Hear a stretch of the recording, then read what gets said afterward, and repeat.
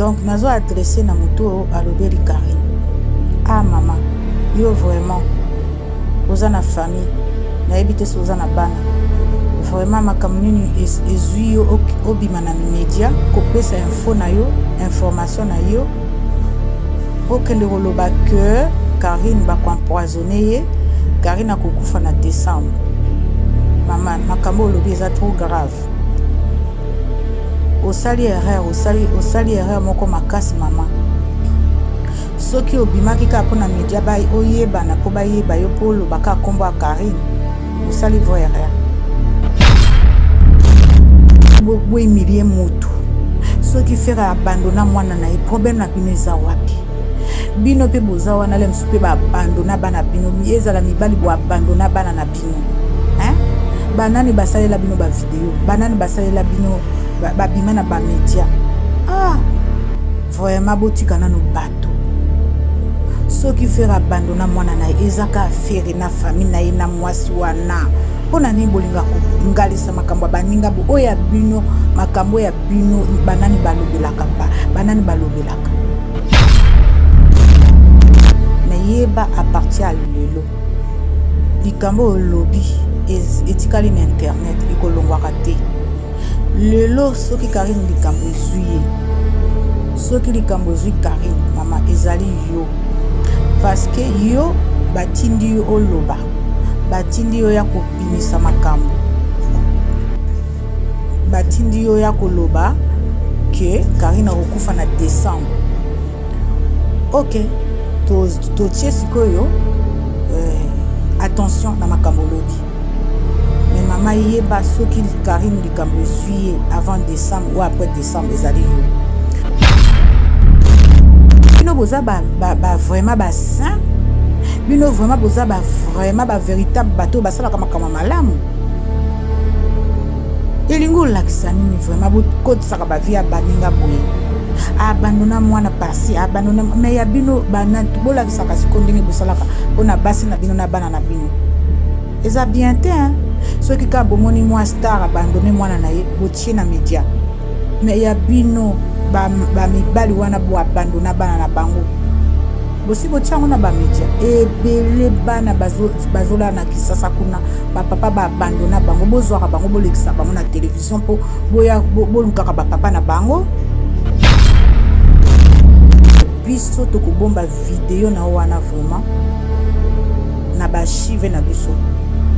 Po lelo so Karine azuli kamezali yo. Me boye bakape. Nzambe ndepe mutu ayebaka liwa mutu. Yo mutu amokili. Même si oza sorcier ou sorcière. Oyebi okosala mutu mabe me oyebi mukolo akokufa te. Ka nzambe mutu ayebaka. Davida a commis mes chroniqueuses. Problème na bino. Donc moi na star akoko sala misala o batunya so basala raté. Hein? Moi na faire à cause de la chroniqueuse, à cause de la journaliste té. Parce que zani il y a pas de saut métier mes amis. Il y a pas de saut métier mes frères. Il y a pas de saut métier mes sœurs. Botika. Eza bien té. Voilà ce que bozo lukani. Po bolo la faire abandonner mwana e. Est-ce que faire aza mutu aliboso ko abandonner mwana? Faire aza mutu aliboso te ba tata bazé belé ba millions de papa ba abandonner bana. Faire aza mutu mwana mutu aliboso te pas abandonner mwana.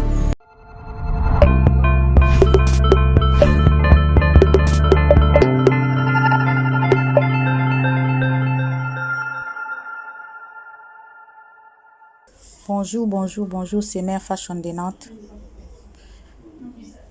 Bonjour Nabino, Bambote Nabino ebele partout, Bozali. Lelo na ye lisusu kolobela Karine. Parce que nalobaka Nabino tout temps Mère Fashion ayaka ka pona o défendre Karine. Nayaka pona finga te, pona lobela mabe ya mutu te. Si je nanga lelo eza boye. Natali video natanga komba mutu te mais vidéo wana naza choqué, naza très choqué. Koma biso bato moki tokoza na motema makasi ndenge wana na motema mabe ndenge wana. Donc nazo adressé na muto alobeli Karine. Ah maman, yo vraiment oza na famille nayebi te soza na bana vraiment makambo nini ezwi yo obima na média okende kosala okopesa info na yo information na yo okende koloba que opesi déjà info que Karine bakoempoisonne ye Karine akokufa na décembre. Mama makambo olobi eza trop grave. Osali erreur moko makasi mama. Soki obimaki ka pona media bay oyebana po bayeba yo po lobaka kombo a Karine. Mosali vrai erreur. Mais yeba à partir à lelo. Likambo olobi etikali na internet ekolongwaka te. Lelo soki Karine likambo ezuye. Soki likambo ezui Karine mama ezali yo. Parce que yo batindi yo oloba. Batindi yo ya kobimisa makambo. Batindi yo ya koloba. Batindi yo ya koloba que Karine akokufa na décembre. Ok. To tie sikoyo attention na makambo lobi. Mais maman yeba soki Karine likambo ezuye avant décembre ou après décembre ezali yo. Parce que oye pamba koloba na média pamba te batindi yo ya koloba. Mais maman yeba que na mokili oyo totambolaka nzambe muta protégeaka biso. Na mokili oyo totambolaka toza pe na ba famille ba protégeaka biso. Oyeba kango mama. Yo batindi yo ya koloba ke Karine okufa na décembre ko empoisonner. Donc ça veut dire que yo yebi muto yo a empoisonner Karine. Otikali koloba te ke batindi yo po ya oloba kombo mutu wana. Mais biso to kobomba vidéo na wana vraiment na ba chive na biso. Po lelo so Karine azuli likambo ezali yo. Mais boyebaka pe nzambe nde pe mutu ayebaka liwa mutu. Yo muta mokili. Même si oza sorcier ou sorcière. Oyebi okosala mutu mabe mais oyebi mukolo akokufa te. Ka nzambe mutu ayebaka. Donc ngai lelo na ye kolobaka aboye. Na ye kolobaka aboye ka ko défendre Karine. Na ye ko défendre Karine parce que makambo tozoloba. Makambo so ezongelaka bato. Yo lobi ke Karine okufa na décembre mais yo moko munoko na yo lobi wana yo yebi mukolo yo kokufa parce que so ozo mona déjà liwa Karine donc yo po yebi mukolo kokufa. Donc maman olobi mabe hein. Olobi mabe yo mona yango bimisi message eza message te mais yeba omitie na pasi parce que mukolo Karine likambo ezwa yo maman bakozongela biso ba fan to kozongela o. Donc voilà message nange ezalaki boye lelo. Et deuxième chose na ye koloba lisusu ka message lelo nazo loba mwa ndambo ya Davida mwana ya Ferregola. Ah biso ba congolais pona nini boye. Pona nini boye bolingaka toujours ko bimisa bato mabe. Siko soki fera sundola mwana na ye. Eza problème na bino eza wapi? Botelemisa musapi nani na mokili oyo babandona mwana na yete. Nani yango ebele abana na poto ezala na Kongo ezala wapi mokili babandona bango.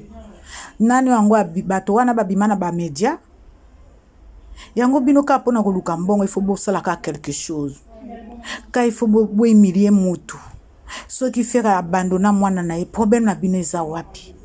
Bino pe boza wana le msupe ba abandona bana bino ezala mibali bo abandona bana na bino hein banani basalela bino ba vidéo banani basalela bino babima na ba media ah vraiment botika nanu bato soki fera abandona mwana na ezaka affaire na famille na ye na mwasi wana pona ni bolinga kungalisa makambo baninga bo oya bino makambo ya bino banani balobelaka banani balobelaka. Hein? Bino boza vraiment ba saint. Bino vraiment boza vraiment véritable bateau basala kama malamu.